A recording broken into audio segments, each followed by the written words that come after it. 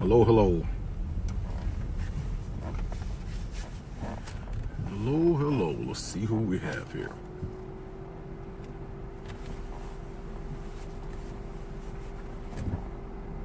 Let's give this a moment. Holla at your boy. Give me a thumbs up if you're there. Let me know you can hear me. Hello, hello. Who do we have?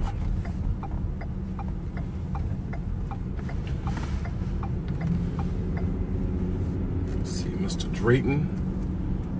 He's telling me Mr. Drayton is watching. Let's give this a few moments to see who else might want to listen in here for a hot second.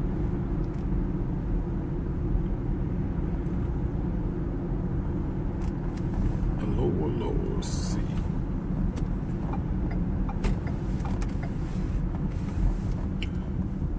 Giving us a few minutes.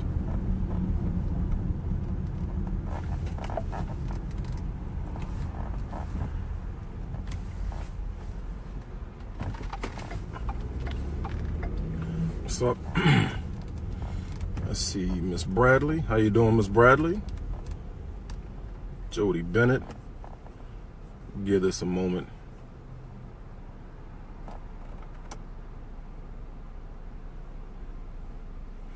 Give this a moment to see who's there. Mr. Perkins.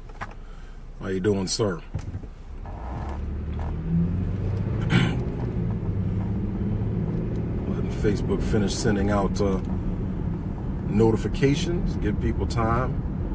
Let's see, I got my Mr. David joining us from Africa. What's going on, sir? So listen, this one's going to be short. I say that all the time, and then I end up going long, but I can't go long on this one because I have to be somewhere in a few moments. So anyway,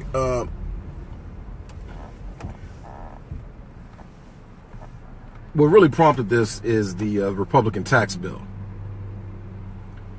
right? I mean, you hear that the House of Representatives, the United States House of Representatives, pretty much along a party line vote passed a tax reform bill, with the exception of 12 Republican members of Congress who had initially voted against it, but I believe one of them, so I think 11 total voted against it.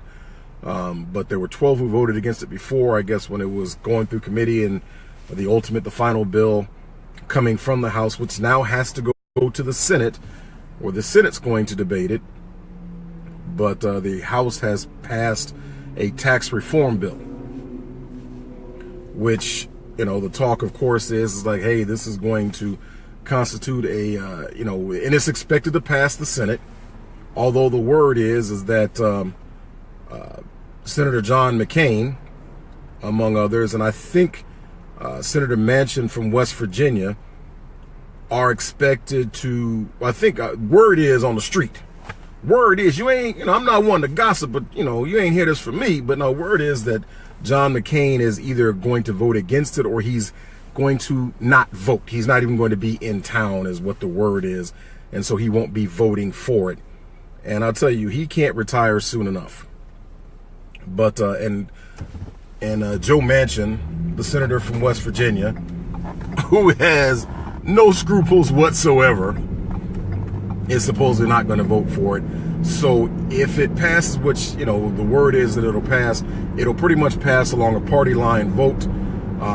It might come down to a 50-50 vote, which will require the vice president, who is president of the Senate, to cast the vote. And so it'll give it a, 51 vote, which of course will go to the president and be signed by the president, into law by the president. But, I was just sitting there thinking, well, let me back up and say this. I was off for a little while.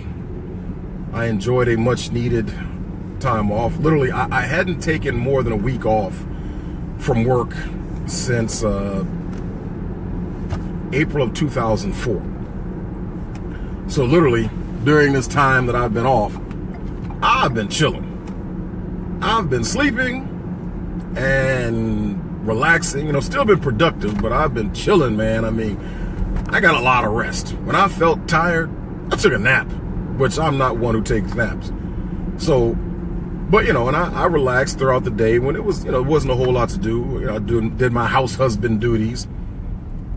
I watched, my normal thing. I mean, I either watched HGTV, I watched the Food Network, or I watched Discovery Channel, the military channel, so on and so forth. And anyway, there was a program I recorded on my DVR, and it was a program about Robin Hood, and it was about finding the supposed grave of Robin Hood. And of course, during this story, and they suck you in with this crap like, ooh, we're gonna discover the grave of Robin Hood, which, it's like, dude, so you got paid to go through this hunt and travel around England, and you didn't at the end say that you found the grave of Robin Hood.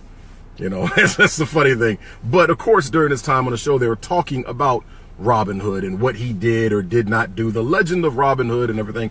And, those of us who've actually read the book or done some in-depth study of Robin Hood realize that Robin Hood did not steal from the rich and give to the poor.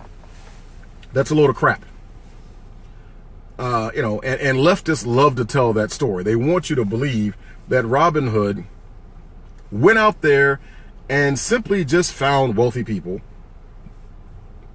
and took what they had and gave it to the poor. Now, the story, the story as it's written is totally counter to that. That really he was fighting against a corrupt government. That's what the story was about Robin Hood. That someone who had no business being in government was treating the people poorly. Government had gobbled up all the land, right? Said this is the king's land. Now, what's interesting is that there was an individual who shall go unnamed, I don't even like speaking his name, who during his watch made sure that government gobbled up a lot of the land in the country. Interesting parallel. There was an individual who will go unnamed who raised taxes on everyone. But we're not going to mention all that in details, right? And so it's really interesting when you study the story of Robin Hood as it's written. He fought against a corrupt government. And he didn't take from the rich. He took back from an unjust government what it had taken from, quote, we the people, and redistributed it to those who needed it. Basically the people who had it first. And I just have to laugh, man, because I'm like, besides your ignorance, your cousin and them, their ignorance on that whole storyline, I just have to ask, man, why don't you want people to be able to keep their money?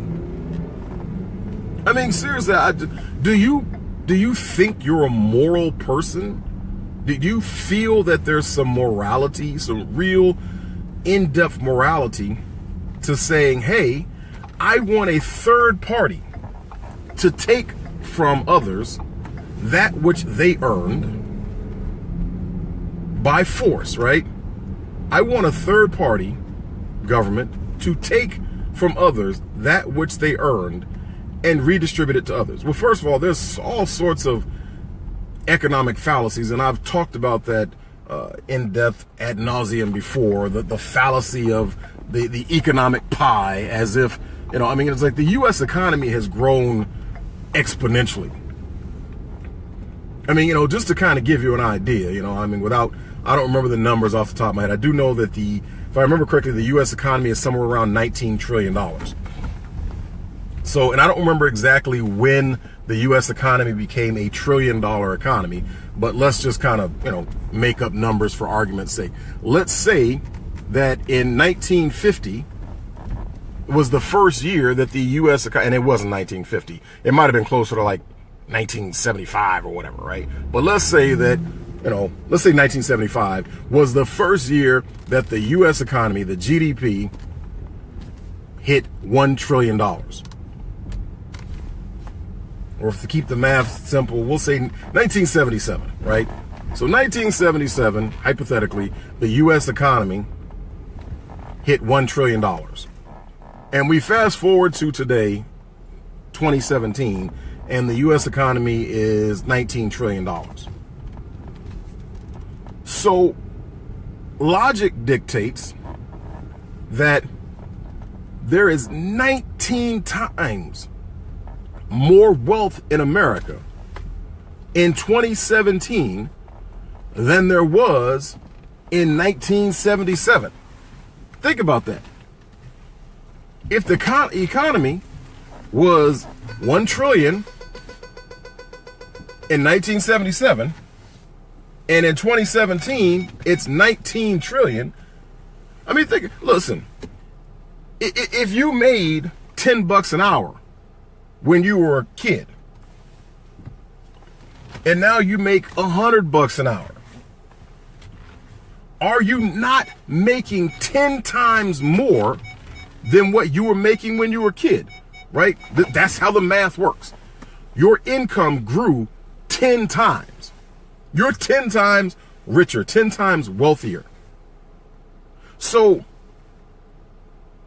if the U.S. economy was 1 trillion in 1977, and once again, for those who might be tuning in late, I don't have the numbers in front of me. I'm just using that as a hypothetical. I don't know what the economy was in 1977. I know today it's approximately about 19 trillion. But if the economy was $1 trillion in 1977, we fast forward to 2017 and the economy is $19 trillion, that means that the economy has grown 19 times.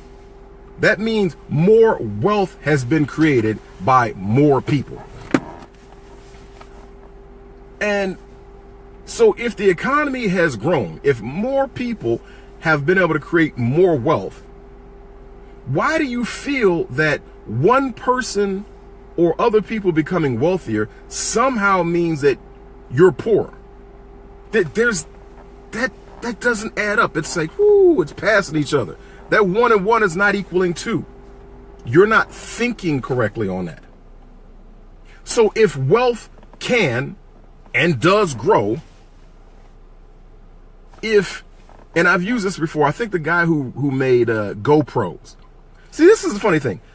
99% of people are ignorant about business and economics and so on and so forth. They haven't studied this. And like, so for example, the guy GoPro, we see all the YouTube videos. You see the guys out there, people with surfboards and skateboards and riding bicycles and doing all kind of stuff. And they're using GoPros, right? You bought a GoPro. So the guy who founded and created GoPro, he became a billionaire. Most people don't even know his name. I don't remember his name off the top of my head. He became a billionaire. And the question is, with him becoming a billionaire, did you become poorer when he became a billionaire? No, you didn't. But yet you have people out there and you're an immoral person. In case no one ever told you, let me tell you, you're an immoral person if you think that because he provided a product, good, or service into the marketplace that the marketplace wanted, to the extent that there was so much sales driven that he was able to keep or to develop a net worth of $1 billion. And you're greedy. You are a greedy, immoral person if you want a third party to come in at gunpoint and say, hey, you don't deserve that. Give us 40% of it. I'm serious. You're not a moral person. You cannot. And I'm not going to stand there quietly and let you try to stand on a moral high ground. I'm going to kick your butt off. Look, I'll kick you dead in the chest, kick you off that moral high ground. You're not a moral person if you believe that just because so-and-so achieved a net worth of X, whether it's $1 million, 10 million, 100 million, $1 billion, it really doesn't matter. Right? Because if you're going to use that standard, so remember, when you're steady looking at that person who has more than you and saying, hey, government, take from them. Remember, there's somebody who has less than you who's looking at you and saying, hey, government, take from them. And so this whole idea that anybody who thinks they're a moral person, who votes against government taking less. Remember, government is still taking far too much. Still taking, and I got friends who are like, taxation is theft. And, you know, I go along with that to a certain extent because it is basically theft. I mean, it's kind of an honest statement. But, you know, I also understand that, anyway, as a conservative, I understand that there is a need for taxation. I don't like the way we go about doing it. My stance, once again, if it was totally and completely up to me, everybody, if there's going to be taxation, everyone in the United States would have a maximum. As a matter of fact, not even a maximum. Everyone in the United States, every adult who works at all would be paying 15%. Now, whether it's through, sales tax or whatever, that's a whole nother conversation. Long story short, and here's the way I look at it, is that there are essential things that government provides that it does better overall. Not a whole lot of things, but there are certain things, and this is where I believe in limited government. But the long story short is, if it was up to me, your local government would only be entitled to, and I don't like using the word entitled, but for lack of a better word, I'll say entitled to 5%. The state government would be entitled to 5%. So it can fulfill its roles. And the federal government, which would be very limited. I'm talking about the federal government would be taking care of national courts and it would be taking care of national defense and things like that. But the federal government would only get 5%. So right now, if I remember correctly off the top of my head, government at all levels consumes about 38%, and don't quote me on that number. I'm got a lot of stuff in my head right now. I think it's like 33 to 38% of all the entire GDP of the United States. About somewhere between 33 and 40% of GDP in this country is consumed by government at all levels, state, local, and federal. Imagine how it would boom, how the economy would boom if that were slashed to where it's only 15%. Now, here's the thing that's interesting about that. Revenues for the government would still grow because the economy would grow. I mean, basically, just 15% of, let's say, $100 trillion economy is $15 trillion, as opposed to 33% of a $20 trillion economy, right? I mean, what is that, a $6 trillion? So basically, the economy could boom. And once again, don't quote me on the numbers. Just follow the train of thought. The economy would boom. Government would still have more revenue, right? But they wouldn't be taking so much of such a great percentage. This is the kind of stuff to think about. And I just kind of wonder, why do you think you're a moral person, but you want to come in with a gun and a badge and say, hey, this person has achieved X earnings, and I want government to take it away from them. That's why I'm grateful for the tax bill. I'm grateful for Texas, and I just wish they had done more. But on that note, listen, I gotta run. Great talking to you guys. I hope, just something to think about. Robin Hood, the story's been twisted. It's not the way it really works. He didn't steal from the rich and give to the poor. He took back from government. Thank God that the tax bill passed. I wish they had cut it even greater so that government's taking less money. But anyway, on that note, I gotta run. Take care. God bless.